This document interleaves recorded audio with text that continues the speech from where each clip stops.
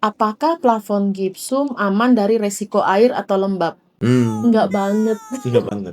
Udah jawabannya cukup singkat. Enggak. Karena musuhnya plafon gipsum itu air. Ya.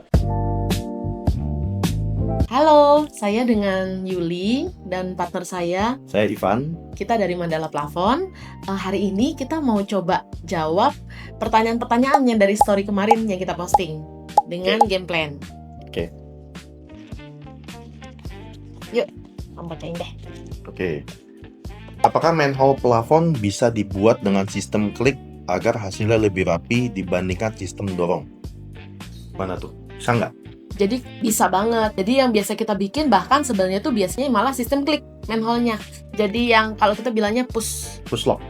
Ya. Jadi dipencet dia penutupnya turun ke bawah. Dibanding yang kalau sebelumnya itu memang yang model manual yang dibilangnya ini didorong, sistem dorong masuk ke dalam. Tapi penutupnya jadi ada di dalam plafon. Kekurangannya apa? Yang sistem yang lama itu. Kalau yang sistem yang lama itu kan dia penutupnya didorong ke dalam.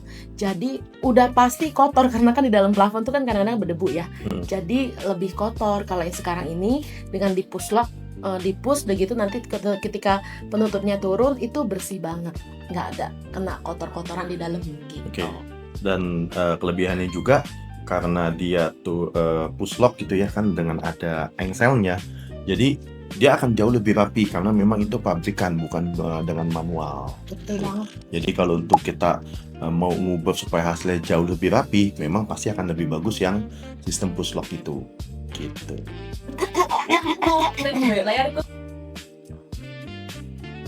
Bisakah plafon gipsum menopang beban lampu gantung besar atau AC? Oke. Yuk dijawab, Ivan.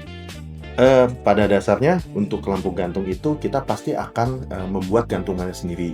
Jadi kita akan koordinasi dengan arsitek di mana lokasi yang akan dipakai lampu gantung. Karena lampu gantung itu kan memiliki bobot sendiri. Yang kita siapkan untuk plafon itu kan untuk bobotnya si plafon sendiri. Jadi untuk lebih amannya dan memang untuk jangka panjang gitu ya. Jadi memang lebih baik kita menyiapkan itu sendiri supaya si perangkap plafon itu tidak ada beban lain selain hanya untuk si penutup plafonnya gitu. Lalu kalau untuk AC pun juga sama.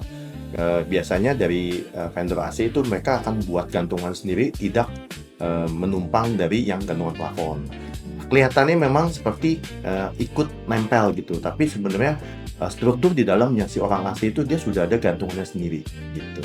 Terus ketika AC itu ada plenum, itu plenum untuk keluar supply atau ininya return dia itu kita bikin sendiri frame. Kita bilangnya itu sih sebutannya frame truk AC ya. Jadi kita bikin rangka sendiri, dudukan rangka lagi khusus untuk plenum AC dia itu. Gitu. Lanjut ya. Dibaca Pak Ivan. Oke. Seberapa berat plafon itu? Apakah ada resiko bahaya bila terjadi insiden plafon jatuh dan mengenai seseorang? Jadi gini, plafon itu kan sebenarnya materialnya di dalamnya sendiri rangka udah pasti rangka plafon. Tapi materialnya, boardnya itu kan macam-macam tuh. Ada yang panel sheet, ada yang gipsum, ada yang pakai kayu. Sekarang ini kan lagi ngetren banget. Nah itu tuh kita lebih lihat dari bobot untuk meter perseginya sendiri. Kalau untuk gipsum, panel sheet itu kalau jarak ketinggian itu cuma satu lantai begini cuma sekitar 3-4 meter. Sebenarnya sih untuk jatuh pun, plafon untuk jatuh pun itu sangat sulit terjadi ya jika pemasangan rangkanya kokoh. Biasanya tuh kalah-kalahnya itu kalau ada kebocoran seperti itu. Tapi kalau untuk jatuh tiba-tiba itu kemungkinan kecil banget karena perkuatan rangka plafon itu kan lumayan kokoh, kecuali ada kayak semacam pengurangan dari jumlah gantungan, lalu downspec rangkanya jadi yang rangka tipis atau rangkanya kalau kita bilang rangka kerupuk ya, itu benar-benar rentan banget. Jadi balik lagi kalau untuk plafon jatuh sebenarnya hampir kecil banget kemungkinannya. Tapi kalau jatuh apakah membahayakan orang yang ada di bawahnya? Kalau kebetulan ada orang di bawahnya, itu tergantung dari beberapa faktor. Ketinggian plafon itu sendiri, makin tinggi ketika jatuh itu benturan akan makin keras ya ke impactnya ke yang ketimpa plafon. Tapi kalau untuk jarak cuma satu lantai sekitar 3-4 meter sebenarnya sih nggak gitu signifikan kalau bahannya gypsum sama panel sheet. Tapi kalau kayu lumayan ya. Ya, tapi tetap mau bagaimanapun Seharusnya itu tidak terjadi kalau memang teknis pemasangannya dan dari bahan yang dipakai itu memang proper dengan lokasi. Jadi harusnya itu tidak boleh terjadi sih, karena mau bagaimanapun yang namanya ketimpa sesuatu pasti kan tetap bahaya ya.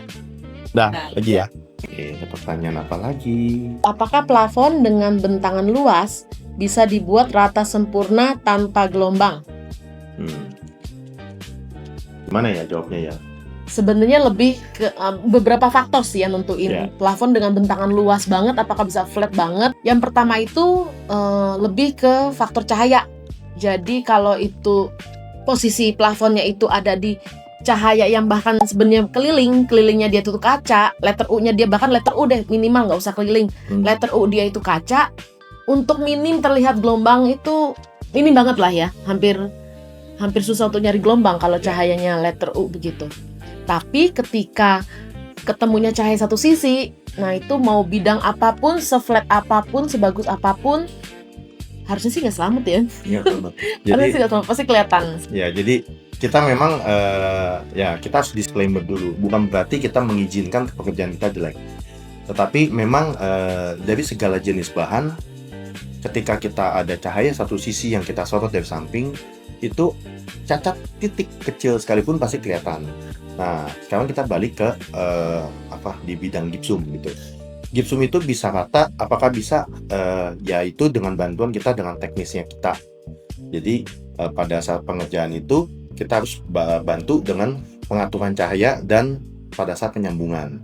Nah, pengaruh juga dari bahan.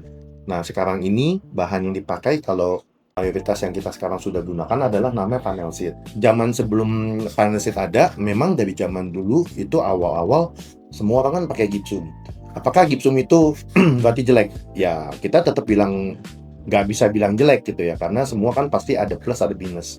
Nah, kalau untuk gipsum itu memang Kertas ya, kertas permukaan. dia ya.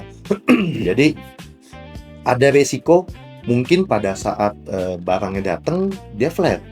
Tetapi pada saat dia disambung dengan dikompon gitu, kan kompon itu kan menggunakan air. Nah, airnya itu pada saat kita diaplikasikan ke gipsumnya, pada saat kompon dasar, itu kan jadi basah gitu ya. Nah, secara logika, karton itu ketika kita siram air, ketika dia kering, dia otomatis jadi keriting. Nah, awalnya si gipsumnya tidak gelombang, tetapi ketika dikompon itu malah menjadi gelombang. Jadi sekali lagi itu kita harus bantu dengan titik cahayanya itu supaya tidak mengekspos bagian yang memang sambungan itu yang memang beresiko tinggi gitu. Semuanya tidak bisa. Iya sih. Iya, Iya dong. Iya. Ya, sambil baca ya. Apa yang membuat plafon gipsum lebih unggul dibandingkan material lainnya?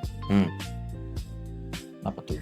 Jadi kalau plafon gipsum dibandingin sama mana dulu nih, tergantung. Ya. Jadi kalau dari kita sih tetap vendor paling nurut sama desainer interior. Jadi mau material apapun sebenarnya kita percayain aja sama desainer interior. Jadi sebenarnya nggak ada lebih atau kurang, nggak ada keunggulan untuk masing-masing material. Itu tergantung dari desain yang lagi mau disajikan oleh desainer interior di ruangan tersebut. Betul. Gitu. Kadang kan ada beberapa ruangan yang memang cocoknya pakai kayu. Misalnya kalau dia desainnya ke arah Jepang gitu kan, kita nggak akan memaksakan untuk digipsum materialnya gitu. Jadi pokoknya kita mah nurut apa kata desainer interior kan. Betul. Gitu. Jadi desainer interior yang menentukan mana yang terbaik untuk ruangan tersebut, material plafonnya mau gipsum. Bahkan sekarang ini ada beberapa spesial material, pokoknya kita ikutin arahan dari desainer interior. Ya. Nanti kalau kita kasih. Akhir lagi. Iya.